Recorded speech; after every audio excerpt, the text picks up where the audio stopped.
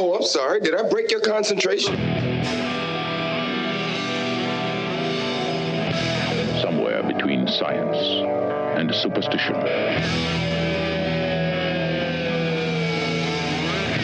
We have such sights to show you.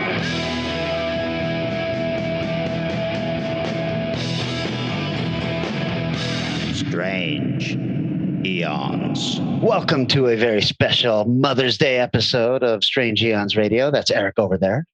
Hello. That's Vanessa over there. Hello. I'm Kelly. Happy Mother's Day, you guys. Happy Mother's Day, everyone. Yeah, we thought we'd get together real quick and just let everybody know that we were thinking of all you mothers out there. Yeah. Do you guys have mothers? Yeah. Oh, ouch, Eric. I know that your mom Sorry, passed Ron. away. You and I, man. You and me, Ron. I was very privileged to meet your mom, Eric, and I kind of fell in love with her in the short time I got to know her, and she was really special. So I was very sad when she passed away. Pretty cool. Do you have any special, a fun memory of your mom, Eric, you'd like to share with everybody? I got one probably people might find interesting. In elementary school up until high school, I took martial arts for probably 7 years total. And somewhere around 5 years in, she decided she was going to join. Oh, cool. Oh my God. And of course she did. Yeah, exactly. And it wasn't any kind of like a full contact, but you could get hurt. I tell you, when I had braces, I bled a lot.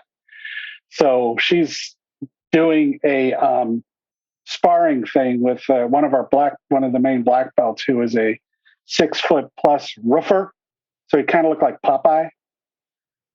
And watching them spar was really kind of funny at first. But then when she got better and realized that ducking, she's really small, by the way. Let me say this first. My mom was 5 foot, 5'1" maybe. And at her heaviest, 102 pounds probably. She was tiny. So, you get a better idea what my dad looked like. But she was sparring with this guy when she figured out how to move and tagged him. And right in the gut, because she could move inside his arms and went, and you're supposed to pull your punches a little bit, but she went boom and doubled him over. So it's like, it's a little more fun having mom. Because if you're 14 or whatever, your mom joins your martial arts class. I'm like, well, this is weird.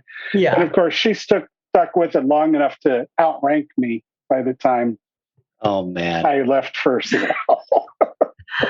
Oh, that's so good. This story checks out, having met your mom and hung with her for a weekend when she came to see our first showing of our first film. Oh, yeah. And I was flirting with her because I thought it would make her uncomfortable. And instead, she flirted back with me in front of the whole table. And I was like, what do I do now? Not prepared for this scenario. Right. What about you, Vanessa? Memory of mom? Oh, so many. Yeah, I guess one that really stands out for me, just because, we're doing a podcast about movies.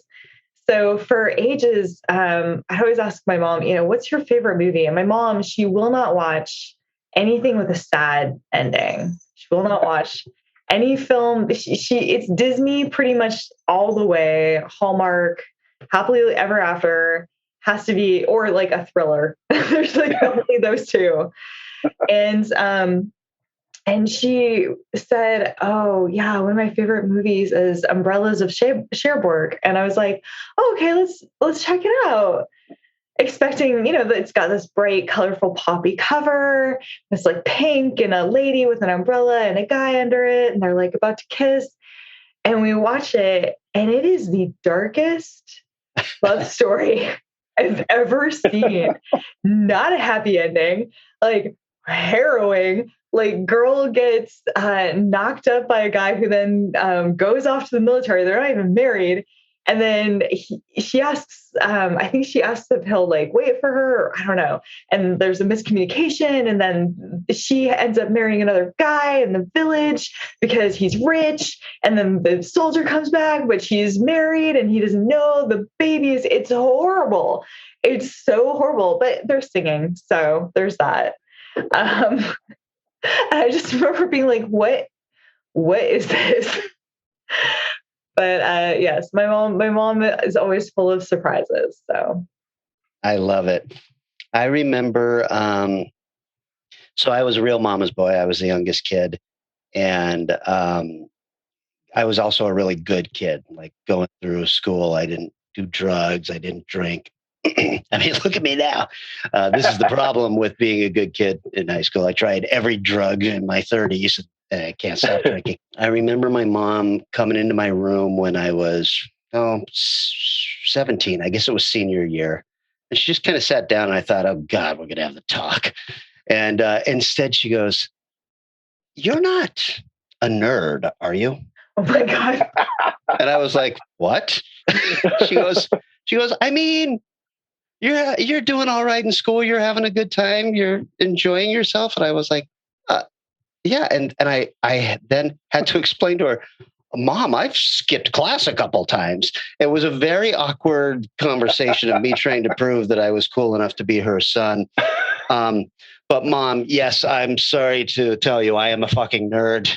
Clearly, Truth comes out. You can't hide that paraphernalia forever. no.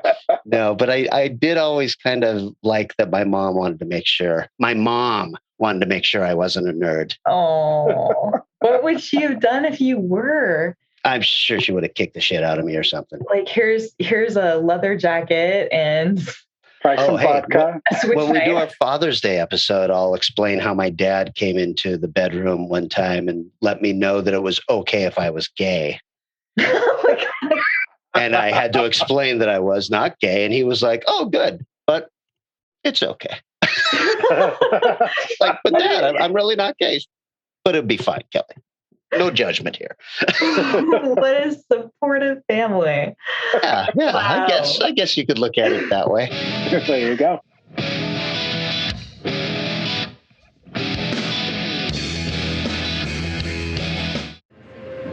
Hey, bud.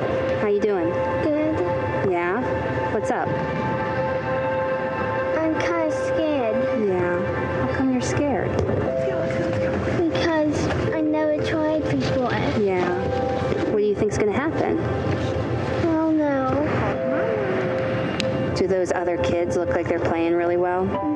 Yeah, but do you think you could play pretty well too? Yeah. I think so. You doing okay? It's gonna be fine. Mommy gets scared too, buddy. But I gotta also be brave, because if you're brave, you also might try something new. And maybe if you try it, I think it could be a lot of fun, huh? Maybe if I scored a goal. You think you could score a goal? Yeah? I promise you, you keep trying, you'll do a good job, and it'll be fun. I'm so proud of you, buddy. I love you.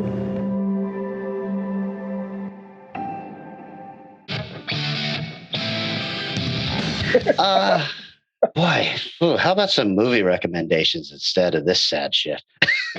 Oh, sentimental shit. Eric. Sad shit, huh? Okay, well, no. Sorry. Serial Mom. John Waters. Oh my gosh. I love John it. Waters, what was it, mid-90s probably? 94. They're looking to go legitimate, move away from his Pink Flamingos and, Was this trouble Kathleen films. Turner? Yep, Kathleen Turner, Sam Waterston, Oh, Wow. and Ricky Lake. of course. Yeah. Yes. It's one of his staple actors who didn't seem to act with too many other people, but she certainly did some good stuff with John Waters. It's been a while since I've seen this one, but I did see it in the theater because I've liked John Waters for a long time. It's like, well, let's see what he's doing when he tries to go legit. And overall, it's pretty straightforward. It's dark. It's a dark comedy about a mom who just wants to make everything great for her family, and we were talking about making children happy, like, not being a nerd or being gay.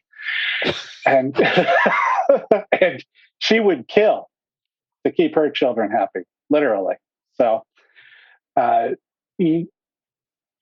if you don't like John Waters, you could probably still like this movie. If you don't like John Waters, I'm sorry, you're missing out on a lot of crazy shit. It's a lot of fun. Oh yeah, Matthew Lillard was in this too.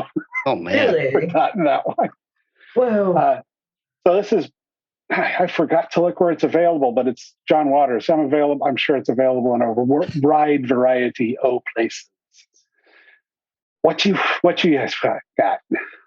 Well, my recommendation, I had kind of forgotten about this film, but it's so perfect. It's so perfect for Mother's Day. And that is the 1979 David Cronenberg movie, The Brood. Yes. Which feel good film, right? Feel good film. I went through that period of time in college and afterwards where I would pick like a famous director and think I was really like clever for watching every movie they did. So watched everything by the Kubrick and Woody Allen and hit David Cronenberg. And for some reason, this movie, it's really stood out to me. At the time, it was my favorite, and I need to rewatch it and see if it's still my favorite of the Cronenberg lot. But it's wild. I've been trying to look up a good plot synopsis for it, and everyone I read, I'm like, that doesn't even make sense in the English language. The best one I could find is a man and his mentally ill ex-wife who has been sequestered by a psychiatrist known for his controversial therapy techniques. It ends up in a series of brutal unsolved murders, which serves as a backdrop for the central narrative. And there's like mutant children. Whoa, holy cow. Oh. Don't think they like to be called that, Vanessa. Mutant children? Midgets. Yeah. I'm pretty sure either one isn't really, they like to be called freaky little people as the preferred nomenclature there. I mean, they're mutants. They're like little kids in ski jackets with like crazy, I don't know. I just remember being like, what is happening right now? And they're everywhere. It's a bonkers film. But if you love David Cronenberg, I really suggest checking it out. It's not one that's mentioned a lot. So yeah, that's a good one. Yeah, for sure. I'm going to go super easy and super classic and suggest James Cameron's sequel to Aliens, with a money sign in the S. And the mother aspects of this are both sides, obviously. The alien queen and her entire brood that she's trying to protect, and Ripley coming home 76 years later or something and finding out that her daughter is gone, and then latching on to Newt as a surrogate mother there. It's all over this movie. So, and you can find this in all of your collections because everyone who listens to this show owns this movie already. It's true. Yeah. Probably, yeah. And maybe multiple versions of Probably multiple versions. Probably still has some dusty VHS box set copies in there. For sure. Oh, yeah.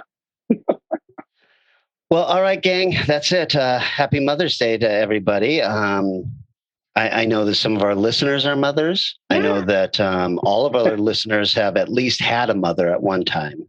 We all have some connection to a mother. Sure. Yeah. And some of the dudes we know are real mothers. Some of the best mothers I know are dude mothers. Oh. Look at even weirder. Okay. That's it, right? Happy Mother's Day, everybody. We'll see you in a few short days for an absolutely new regular edition of Strange Eons Radio. And that's it. Okay, bye.